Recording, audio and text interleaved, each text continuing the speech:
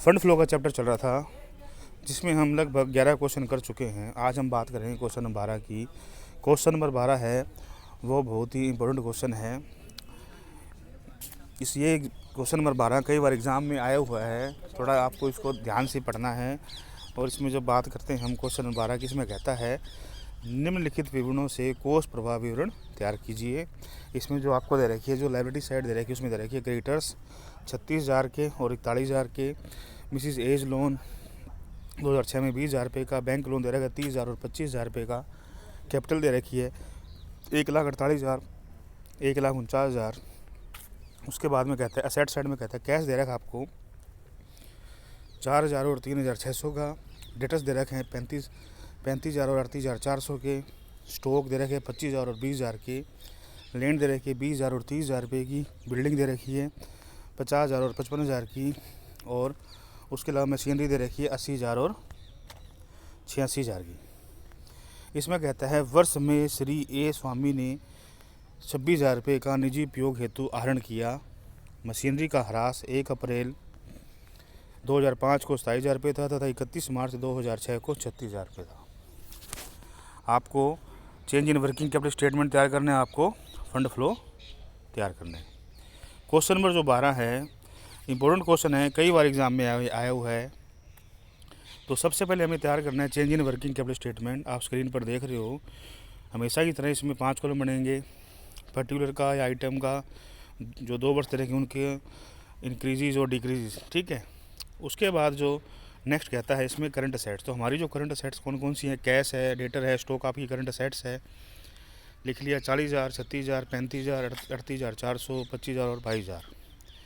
इसमें जो आपकी जो कैश है 40,000, 36,000, 40,000 से 4,000 है, 4,000 और 3600 है, तो 4,000 से 3600 हो गया, मतलब डिक्रीज होगी 400 से 35,000 से 38,400 है, 3400 रुपये इंक्रीज हो गया।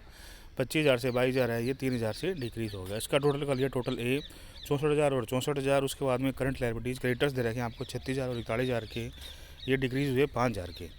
इसका टोटल कर लिया नेट, इसका टोटल कर लिया 36,000 और 41,000। Net working capital A minus B 64,000 minus 36,000 28,000 और 64,000 माइनस 41,000 23,000। और इंक्रीज का टोटल कर लिया 3400, डिक्रीज का टोटल कर लिया 8400। डिफरेंस क्या हुआ है 5,000। तो 5,000 रुपये आए हैं, उसको हमने दिखा दिया डिक्रीज वर्किंग कैपिटल 5,000 में, और ये 28,000 और 8,900 और 8,900 इसका टोटल हो गया, ठीक है। ये तो हमारा हो गया change in working capital statement. तो change in working capital statement से कि हमारा इंक्रीजेज या डिक्रीजेज आपकी वर्किंग कैपिटल आ गई, इसमें डिक्रीजेज वर्किंग कैपिटल आ चुकी है। उसके बाद जो नेक्स्ट है वो हम तैयार करेंगे इसके अकाउंट्स, ठीक है। तो इसमें जो अकाउंट्स तैयार किए जाएंगे, सबसे पहले जो अकाउंट्स तैयार किया जाएगा वो तैयार किया जाएगा, सबसे पहले वो है आपका कैपिटल अकाउंट। तो कैपिटल अकाउंट में आप देखोगे क्वेश्चन में जो दे रखा है क्वेश्चन नंबर 12 में, उसका ओपनिंग बैलेंस दे रखा है 1,48,000 रुपये और 1,49,000 रुपये। और वर्ष में श्री ए स्वामी ने 26,000 रुपये का निजी उपयोग हेतु आहरण किया। तो इसमें आप जो कैपिटल अकाउंट तैयार कर रहे हो उसमें लिखोगे बाई बैलेंस बी डी 1,48,000 रुपये, टू बैलेंस सी डी 1,49,000 रुपये, टू जो उसमें जो लोन लिया है ड्राइंग्स के लिए, तो इसमें टू ड्राइंग्स के दिखा दिए 26,000 रुपये। तो by net P and L में चला जाएगा 27,000। फिर उसके बाद में नेक्स्ट है मशीन अकाउंट तैयार करेंगे। तो उसका जो ओपनिंग बैलेंस है मशीन का, इसमें देखेंगे मशीन अकाउंट का देखेंगे, मशीन का ओपनिंग बैलेंस 80,000 और 86,000 है, और उसका जो आयोजन दे रखा है 27 और 36। तो इसमें हम तैयार करेंगे मशीन अकाउंट। इससे पहले भी जो क्वेश्चन किया था उसमें मशीन अकाउंट में किया, to balance B D 80,000 plus 27,000 जोड़ दिया 1,60,000, by balance C D 86,000 plus 36,000 1,22,000 कर दिया। टू बैंक बैलेंसिंग फिगर में परचेजेज आ जाएगी 15,000 की। उसके बाद में प्रोविजन फॉर डेप्रिसिएशन और मशीन अकाउंट तैयार कर दिया, बाई बैलेंस बी डी 27,000 रुपये, टू बैलेंस सी डी 36,000 रुपये, डिफरेंस सब किस में चला जाएगा पेंडल में, ठीक है। अब उसके बाद में तैयार कर लिया, अब हमें तैयार करना है fund from operation. Fund from operation तैयार करने के लिए हेडिंग, क्योंकि इसमें एडजस्टमेंट पेंडल अकाउंट तैयार करना पड़ेगा। एडजस्टमेंट पेंडल अकाउंट के लिए इसमें देखोगे आप, ना ही इसमें प्रॉफिट एंड लॉस अकाउंट का बैलेंस नहीं दे रखा, और ना ही हमें ये दे रखा है, ना ही रिजर्व दे रखा, ठीक है। तो हम तैयार करेंगे इसमें स्टेटमेंट तैयार करेंगे, स्टेटमेंट की सहायता से इसका फंड फ्लो ऑपरेशन निकालेंगे। Calculation of fund flow operation, net profit for the year आपको दे रहेगा 27,000 उसमें ऐड कर देंगे नॉन कैश आइटम डेप्रिसिएशन है 9,000 का, उसको ऐड कर दिया।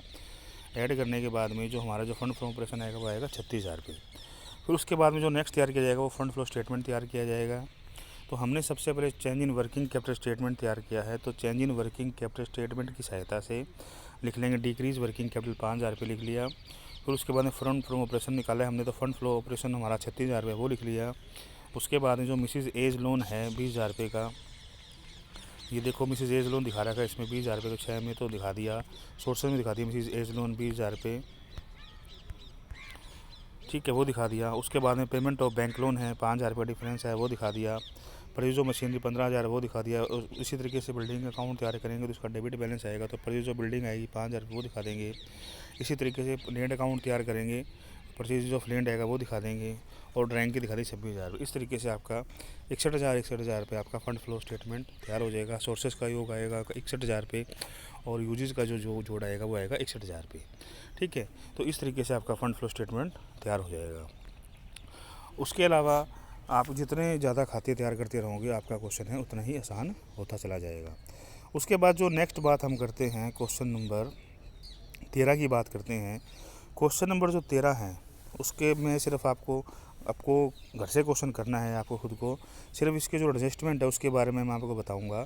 कि आप देखो तो क्वेश्चन नंबर जो 13 है इस तरीके से बैलेंस शीट दे रखी है 2 वर्षों की, share capital, debenture, general reserve, P&L, provision for income tax, creditors, provision for doubtful debts, BP, goodwill, land and building, plant and machinery, closing stock, debtor, cash, premium expenses. नीचे उसके समायोजन दे रखे हैं।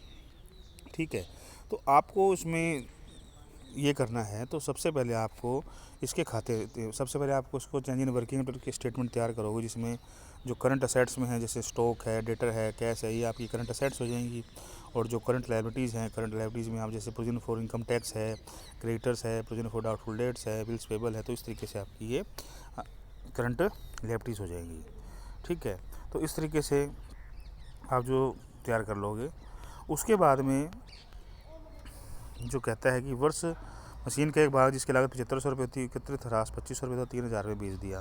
तो आप लोगों को एक मशीन अकाउंट तैयार करोगे, मशीन अकाउंट तैयार करके उनका संयोजन इसमें करोगे। फिर उसके बाद में लाभांश चुकाया है, पेमेंट करी है, तो ये भी आपके सोर्सेज और यूजेज बनाओगे। फंड फ्लो स्टेटमेंट उसमें आएगा, यूजेज में आएगा, और P&L अकाउंट के डेबिट में आएगा, एडजस्टमेंट P&L के डेबिट में आएगा। इसी तरीके से वर्ष में 50,000 रुपये का आयकर चुकाया। ठीक है, तो इसका जैसे मान लो जो प्रोविजन फॉर इनकम टैक्स है, अगर आप प्रोविजन फॉर इनकम टैक्स अगर आप इसको करंट लायबिलिटीज़ मानते हो, तो जो ये आपको पॉइंट दे रहेगा थर्ड, वर्ष में 50,000 रुपये का आयकर चुकाया, इसका कोई मतलब नहीं रह जाएगा, क्योंकि हमने उसको करंट लायबिलिटीज़ मान लिया। अगर आप उसको नॉन करंट लायबिलिटीज़ मानते हो तो आप इसका फिर खाता तैयार करोगे, और जो इसमें अमाउंट P&L में जाएगी P&L में, जो भुगतान होगा वो भुगतान करोगे। ठीक है, और इसके अलावा जो लास्ट में जो पॉइंट दे रखा है वो पॉइंट दे रखा है कि ह्रास जो चार्ज किए गए, मतलब लैंड एंड बिल्डिंग पर 10,000 रुपये चार्ज किए गए, संयंत्र मशीनरी 50,000 रुपये चार्ज किए गए। इस तरीके से आपको उसका भूमि भवन अकाउंट, संयंत्र मशीनरी अकाउंट तैयार करना है। तो क्वेश्चन नंबर जो 13 है आप लोगों के लिए एक प्रकार से असाइनमेंट है, आपको घर से करना है। ठीक है, आपको चेंज इन वर्किंग कैपिटल तैयार करनी है, आपको एडजस्टमेंट P&L अकाउंट तैयार करना है, आपको फंड फ्लो तैयार करना है। उसके अलावा जितने ज़्यादा आप छोटे से छोटे खाते तैयार करते चलोगे, ठीक है, आपका क्वेश्चन आसान होता जाएगा। पहले वाले वीडियो में मैंने ये एक ही बात बार एक ही बात रिपीट कर रहा हूँ, क्वेश्चन को जितना ज़्यादा फैलाओगे, छोटे छोटे खाते तैयार करते चलोगे, जितने छोटे छोटे खाते आप तैयार करते चलोगे, फंड फ्लो का जो क्वेश्चन है उतना ही आसान होता चला जाएगा। ठीक है, और बात इसमें जो इम्पोर्टेंट बात है, दोबारा सुन लीजिए, प्रोविजन फॉर टैक्स और प्रपोज डिविडेंड, ये दो चीज़ ऐसी होती है, अगर इनके बारे में अतिरिक्त सूचना दे रहा है कि इनका भुगतान किया गया, टैक्स का भुगतान किया गया या लाभांश का भुगतान किया गया, और दायित्व में इनको दिखा रखा है, उनको अगर आप करंट लायबिलिटीज़ मान लेते हो तो जो अतिरिक्त सूचना है उसका कोई महत्व नहीं है। अगर आप उनको नॉन करंट लायबिलिटीज़ मानते हो तो फिर आपको उसका दोनों के छोटे छोटे खाते तैयार करने पड़ेंगे। ठीक है, और उसके हिसाब से उनका समायोजन हो जाएगा। इम्पोर्टेंट चीज़ है, आप इसको करंट लायबिलिटीज़ मान के भी कर सकते हो, टैक्स और प्रपोज डिविडेंड को, और नॉन करंट मान कर भी कर सकते हो। ठीक है, फंड फ्लो स्टेटमेंट मिल जाएगा, पर आपको नोट करके दिखाना होगा, दोनों ही परिस्थितियों में सही माना जाता है। धन्यवाद।